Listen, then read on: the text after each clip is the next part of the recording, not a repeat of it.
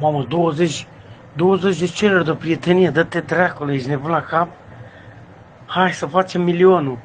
Hai să facem milionul și aici pe Facebook.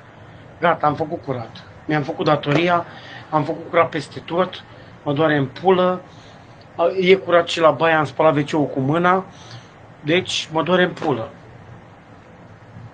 A, nu mă crezi? Păi futu-ți morții, mătii, păi hai că ți arăt. Îți arăt, futu-ți Hristosul, mătii, de terminatul dracului.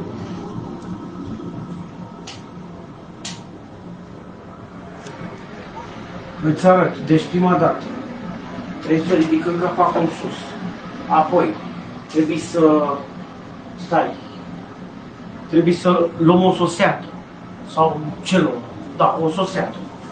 Așa. După care, ce facem? Turnăm ceva, nu știu. Da, mă, de ce turnăm, mă? Stai, turnăm ăsta.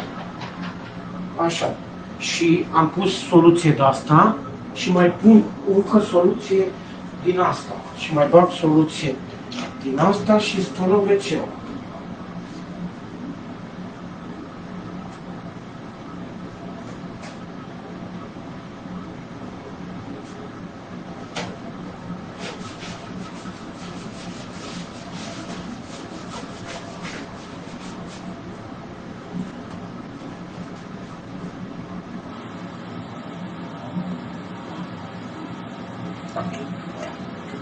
Aici, vezi că și măta spală WC-ul, nu numai eu.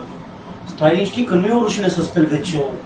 Toată lumea spală WC-ul, așa că o iei în gură, n-ai ce să faci încotro, n-ai încotro. Uite, eu spăl WC-ul. Iau, nu mi-e scârbă, pe vorba aia, eu mă cac, eu mă piș și eu o iau. Da. Uite.